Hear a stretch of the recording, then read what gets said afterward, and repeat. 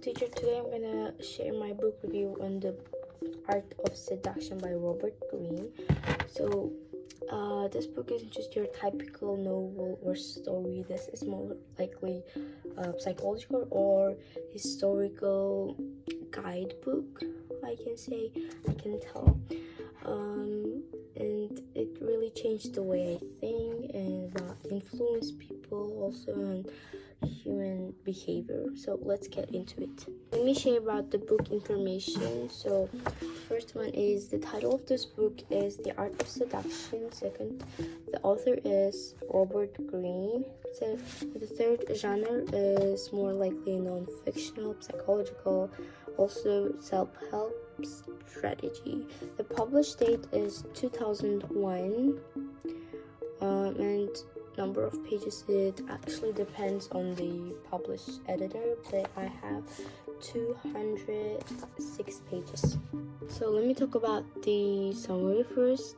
The Art of Seduction is a deep dive into psychology and attraction. It doesn't have a clear plot or storyline, but instead it explores the lives of famous historical figures like Cleopatra, Casanova, Napoleon. And it shows how they used seduction not just in relationship, they used in wars, politics, and even in human influence. The book is split into two main parts. The first part describing seductive archetypes like Syrian, Dendribes, ideal lover, charismatics, and so on. So you can find which one are you by reading this book. Each one has their own traits, strengths, and even weaknesses.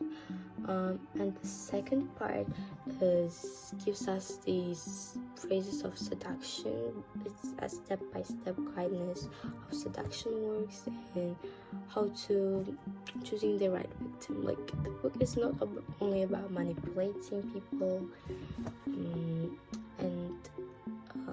identify their weaknesses. It's also about the politics and how to be charismatic in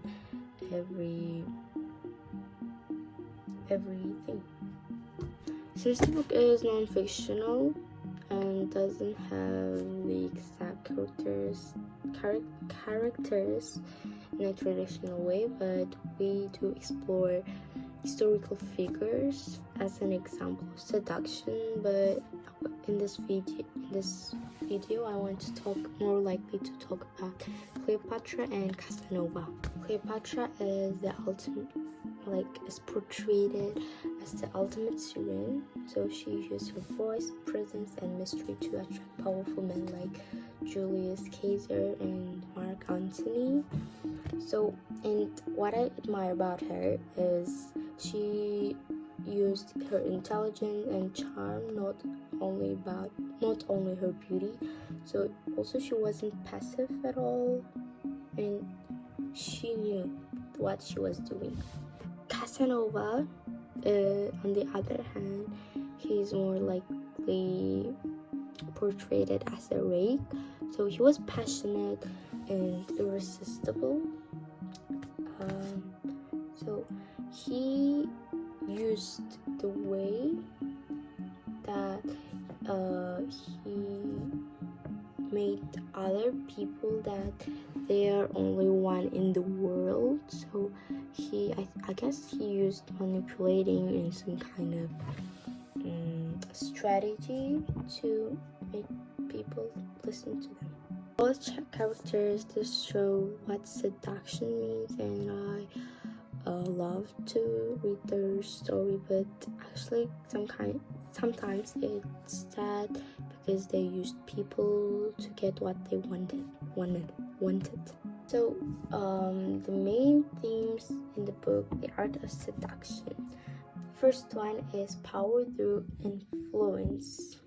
Second one is emotional intelligence. The third one is the danger of manipulation. And fourth one is the balance between strategy and authenticity. So Greene doesn't tell us only about manipulation and to get what we want. So and to be evil manipulators, like, you know, this kind of cruel manipulation. Like, I'm not like that, okay?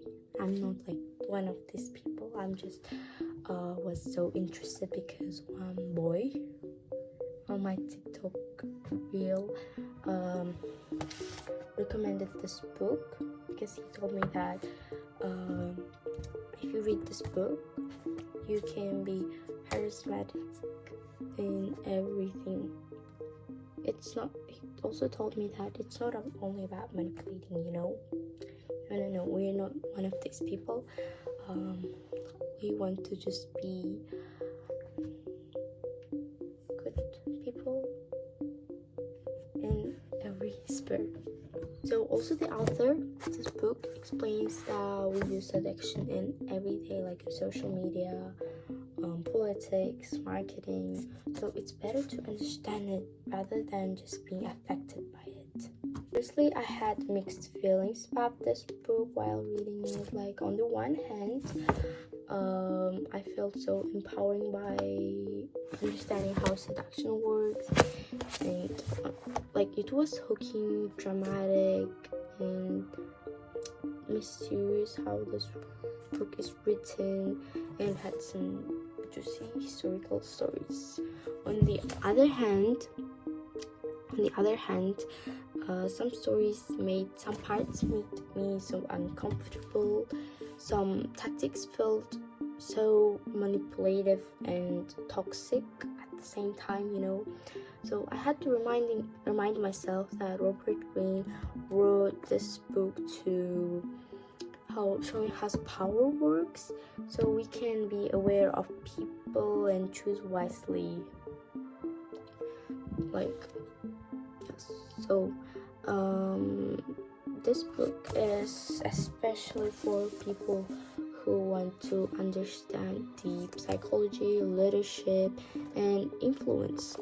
I could relate to parts where Green talks about insecurity, and what is attraction and need to be seen. Like, I love some tactics. Those are things we all go through, especially as a teenagers trying to build confidence and identity. The question is, would I recommend it?